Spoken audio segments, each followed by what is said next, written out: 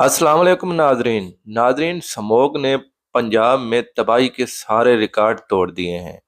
इमरान रियाज खान ने पूरा record smog का अपने एक व्लॉग में बताया है। आइए सुनते हैं इमरान रियाज खान की ज़बानी। ये फ़िज़ा में आलूदगी की शरह है, जिसको आप AQI इंडेक्स में नापते हैं। यानी एयर क्वालिटी इंडेक्स इसको कहते हैं। हवा की जो क्वालिटी है जिसमें आप सांस लेते हैं उसमें ऑक्सीजन होनी चाहिए ना, कि उसमें ऑक्सीजन कितनी ख़राब हो चुकी है, कार्बन कितनी ज़्यादा है, हवा के अंदर जो पोल्यूशन के ज़र्रात हैं वो कितने ज़्यादा हैं, और उनकी वजह से इंसानों की सेहत ख़राब हो जाती है। अब इससे पहले कि मैं आपको बताऊं कि मैंने खुद क्या विटनेस किया इसमें और कौन रिस्पॉन्सिबल है इसमें और हमने कहाँ गलती की, मैं आपको थोड़ा सा इसका टेक्निकल डाटा बता देता हूँ। ये जो एयर क्वालिटी इंडेक्स होती है ना, इसको नापने के लिए बाकायदा मशीन्स मौजूद हैं। उनसे पता चलता है कि जनाब इस वक्त जो फ़िज़ा में आलूदगी की शरह है वो इतनी है। यानी हमारे यहाँ पे पाकिस्तान में हम हर शहर का एयर क्वालिटी इंडेक्स चेक कर लेते हैं और इसके डिफरेंट तरीके हैं इसको चेक करने के, और ये वेरीफाइड डाटा होता है, ये पूरी दुनिया से आता है। अब अगर किसी इलाके में एयर क्वालिटी इंडेक्स ये बताता है कि फ़िज़ा के अंदर जो आलूदगी है वो 0 से लेके 50 तक है, यानी मिसाल के तौर पे 35 है, 40 है, 45 है, 50 तक है, तो उसको अच्छा करार दिया जाता है। वो ये कहा जाता है कि एक पुरफ़िज़ा मुकाम है, या इस जगह के ऊपर जो हवा की क्वालिटी है वो बहुत अच्छी है और यहाँ पे आलूदगी कम है, तो इंसानों की जान महफूज है और ये आबो हवा इंसानों के लिए बहुत अच्छी है, जानवरों के लिए बहुत अच्छी है। तो एयर क्वालिटी इंडेक्स 50 तक जो है वो बेहतर होता है। लेकिन जब यही एयर क्वालिटी इंडेक्स 51 से 100 तक पहुंच जाए, इसके बीच में आ जाए, तो इसको मॉडरेट कहा जाता है कि ठीक है, आपको इत्मीनान होना चाहिए कि ठीक है, लेकिन इससे ज़्यादा नहीं होना चाहिए, 100 से ऊपर नहीं जाना चाहिए। लेकिन अगर यही एयर क्वालिटी इंडेक्स यानी हवा में पोल्यूशन की जो ज़र्रात हैं या हवा में जो पोल्यूशन है, आलूदगी है, वो अगर 101 से 150 तक चली जाए, यहाँ तक चली जाए, तो फिर इसको अनहेल्दी कहा जाता है। और unhealthy for specially sensitive people, वो लोग जिनको दमे का मर्ज़ है, या वो बच्चे जिनको खांसी है, या ऐसे लोग जो ज़रा सेंसिटिव हैं, या वो लोग जिनकी क़ुव्वत मुदाफ़ियत कम है, या वो ऑलरेडी बीमार हैं, या जो बुज़ुर्ग लोग हैं, उनके लिए बड़े सीरियस इश्यूज़ हो जाते हैं। जब ये 150 तक चला जाए तो उनको फिर एहतियात करनी पड़ती है। और जैसे ही ये 151 से 200 तक पहुँचे, अभी मैं 200 तक पहुँचा हूँ, जब ये 151 से 200 तक पहुँचे तो इसको आप एक ख़तरा समझ सकते हैं, इसको अनहेल्दी कहते हैं। ये कहा जाता है कि अब सूरत ख़राब है और ख़तरा शुरू हो चुका है। तो अब ख़तरा है, आम आदमी को भी ख़तरा है, जो बीमार है या सेंसिटिव है या थोड़ा सा जिसके अंदर उतनी क़ुव्वत मुदाफ़ियत नहीं है, वो ज़्यादा ख़तरे में है, जबकि सेहतमंद लोगों के भी बीमार होने का ख़तरा मौजूद है। अगर एयर क्वालिटी इंडेक्स 201 से 300 के बीच में आ जाए, 201 से 300 में अभी आपको बता रहा हूँ, यहाँ तक आ जाए तो इसको वेरी कर जाए, तो फिर इसको कहा जाता है कि हेल्थ अलर्ट जारी हो चुका है, तमाम के तमाम लोग शदीद ख़तरे में हैं, तमाम जानदार ख़तरे में हैं, और जितने भी लोग हैं वो अपने घरों से बाहर ना निकलें, तमाम एक्टिविटीज़ रोक दी जाए और लॉकडाउन कर दिया जाए। अब इसको जो है वो कहा जाता है इंतहाई ख़तरनाक सूरत हाल, ये 300 से ऊपर चली जाए तो। अब हमारे ये हो रहा है कि जैसे ही मौसम पाकिस्तान में बदलता है तो पंजाब के अंदर ख़ास तौर पे ये एयर क्वालिटी इंडेक्स 400-500 पे तो नॉर्मल चला जाता है। अब मैं आपको बताने वाला हूँ कि मुल्तान में और लाहौर में, इवन चकवाल के इलाके जहाँ पे कभी भी ये 50, 60, 70 तक नहीं जाता था, इससे ऊपर तो 100 तो क्रॉस ही नहीं करता था। तो आज जब मैंने चेक किया चकवाल का, मैंने चेक किया कलरकहार का और दीगर एरियाज़ का जो निस्बतन बेहतर थे सॉल्ट रेंज में, वहाँ पे एयर क्वालिटी इंडेक्स 250 से ज़्यादा था। यानी ये इंतहाई ख़तरनाक सूरत हाल है। जबकि रावलपिंडी वो सैकड़ों में और ऊपर जा रहा है, लेकिन लाहौर और मुल्तान का डाटा हैरान करने वाला है। मुल्तान 1000 को छू गया, ऑलमोस्ट 1000, जबकि लाहौर का एयर क्वालिटी इंडेक्स थोड़ी देर पहले जब मैं ये वीलॉग कर रहा हूँ मैंने चेक करवाया था तो 1212 था, 1212। यानी 300 से ऊपर का डाटा नहीं दिया उन्होंने कि 300 से ऊपर होता क्या है, यानी 300 से ऊपर तबाही है। तो हम कुछ 400 पे, 500 पे, 600 पे नहीं रुके, हम पहुंच गए हैं 1212 पे। ये इंतहाई खतरनाक है और ये अब जानलेवा सूरत हाल हो चुकी है।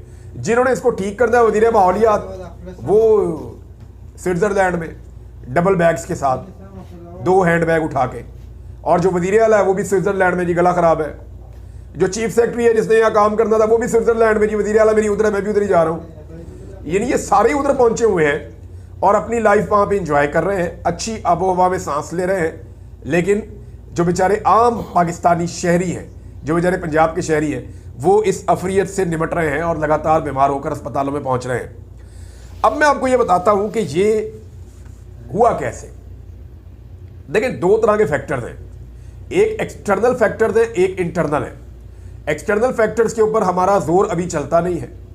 इसके लिए पाकिस्तान में जो पोल्यूशन है उसके लिए खाली पाकिस्तान जिम्मेदार नहीं है, उसके लिए हमारे हमसाया ममालिक भी जिम्मेदार है। कुछ जिम्मेदारी जो है वो इंडिया पे भी आती है जब पंजाब के अंदर पोल्यूशन होती है तो, लेकिन उसकी एक बड़ी जिम्मेदारी हमारी अपनी भी है। अगर आप लाहौर के आसपास सफ़र करें तो आपको जगह जगह बेशुमार ईंटों के भट्टे मिलते हैं। ये ज़्यादातर सियासतदानों के या उनके चेले चमाटों के हैं। और अगर आप देखें तो लाहौर की सराउंडिंग में आपको बहुत सारी ऐसी चिमनियाँ नज़र आती हैं या ऐसी फैक्ट्रियाँ नज़र आती हैं या छोटी छोटी स्टील मिल्स लगी हुई हैं जिनके अंदर से बड़ा ख़तरनाक धुआं सुबह सुबह बहुत बड़ी मिकदार में छोड़ा जाता है। और ये लगातार यही हो रहा है लाहौर के साथ, गुज़िश्ता कई दहाइयों से हो रहा है। नादरीन, लंदन की एक्सप्रेस न्यूज़ ने एक खबर शाया की है जो डॉक्टर शहबाज गिल बता रहे हैं कि ट्रंप के आने से पाकिस्तान में क्या असरात हो सकते हैं। आइए सुनते हैं। खान की पोजीशन है, पाकिस्तान तहरीक इंसाफ की पोजीशन है, वो तो हम पहले ही आपके सामने रख चुके हैं। इमरान खान जेल में ये बाकायदा तौर पर ऐलान कर चुके हैं कि वो बहुत खुश हैं कि प्रेसिडेंट ट्रंप जीते हैं। और उन्होंने ये भी कहा कि इससे पहले जो प्रेसिडेंट बाइडन की एडमिनिस्ट्रेशन थी वो बाइस थी। और उन्होंने तारीफ़ भी की जो प्रेसिडेंट ट्रंप के साथ उनका वक्त गुजरा जब वो प्राइम मिनिस्टर थे और प्रेसिडेंट ट्रंप प्रेसिडेंट थे। उन्होंने बताया कि कैसे कोविड के दिनों में उन्होंने सबसे पहले या बहुत ही जल्द पाकिस्तान के अंदर कोविड टेस्टिंग मशीन्स भेजी जिससे फ़ायदा हुआ। उन्होंने ये भी बताया कि किस तरीके से उनकी रिक्वेस्ट पर प्रेसिडेंट ट्रंप ने कश्मीर का जिक्र किया जो उससे पहले बहुत देर से नहीं हुआ था। फिर उन्होंने ये भी बताया कि जब वो वाइट हाउस गए तो किस तरीके से सदर ट्रंप ने उनको बहुत रिस्पेक्ट और ऑनर किया और उन्होंने अपनी नेक ख्वाहिशात का इजहार किया और ये कहा कि वो उम्मीद करते हैं कि पूरी दुनिया में rule of law, freedom of speech और डेमोक्रेसी और ह्यूमन राइट्स के लिए प्रेसिडेंट ट्रंप अपना मुस्बत रोल अदा करेंगे। लेकिन उन्होंने ये बात क्रिस्टल क्लियर तरीके से कह दी कि पाकिस्तान तहरीक इंसाफ या इमरान खान बाहर किसी कुव्वत या ताकत से मदद की दरख्वास्त नहीं करेंगे कि इमरान खान साहब को जेल से बाहर निकलवाया जाए, बल्कि उन्होंने ज़ोर देकर ये कहा कि पाकिस्तानी कौम को अपने ऊपर इन्हिसार करना चाहिए। और लीडर के तौर पर उन्होंने ये बताया कि मैं अपनी कौम की तरफ देख रहा हूँ, मैं बाहर किसी पावर की तरफ नहीं देख रहा।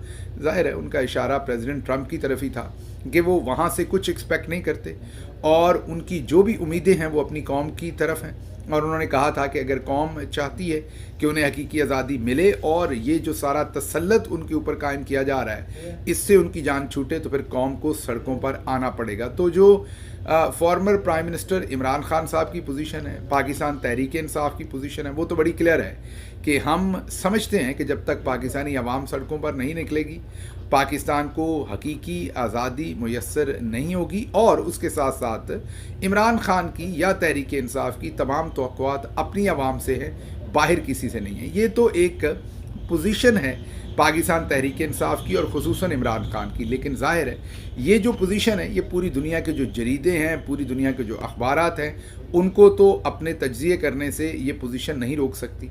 और जब कोई तज्ज़िया होगा तो वो हमें आपके सामने भी रखना पड़ेगा। तो अब ये जो बरतानवी जरीदा एक्सप्रेस है इसके अंदर जो एक बहुत ही मोतबर राइटर है, प्रोफेसर हैं ये अमेरिका के अंदर, और इनका लिखा हुआ ये जो आर्टिकल है ये बहुत ही इम्पॉर्टेंट जो जेहत है former prime minister Imran Khan और मौजूदा प्रेसिडेंट इलेक्ट ट्रंप के दरमियान जो रिलेशनशिप है उसको उजागर करता है। जो प्रोफेसर साहब इसमें लिखते हैं कि सदर ट्रंप का एक तो माजी है कि अगर उन्हें कहीं भी लगे कि किसी शख्स के साथ इनजस्टिस हो रहा है और जस्टिस वहाँ की डीप स्टेट कर रही है या इस्टेब्लिशमेंट कर रही है तो सदर ट्रंप का ये एक माजी रहा है कि वो उस चीज़ के ऊपर वोकल होते हैं और बोलते हैं। फिर उन्होंने ये भी लिखा कि यहाँ पर चांसेस बहुत ज़्यादा हैं कि सदर ट्रंप इस सारे मामले को अपने साथ रिलेट कर सकें। क्यों? क्योंकि सदर ट्रंप के साथ बहुत कुछ, ज़ाहिर है सब कुछ वैसा तो नहीं हुआ जो पाकिस्तान के चौधरी निज़ामुद्दीन ने किया। शायद अमेरिका वाला भी चाहता हो दिल में करना, या शायद वो तो इतना चाह भी नहीं सकते होंगे।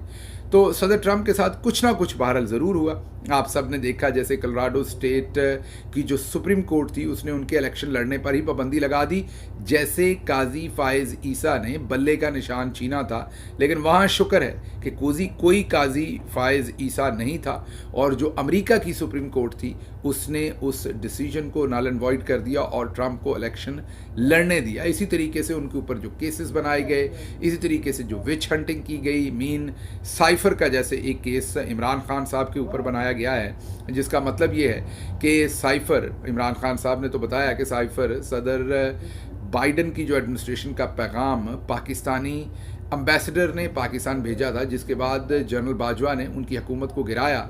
इमरान खान ने तो इस चीज़ को वाजे कर दिया हुआ है।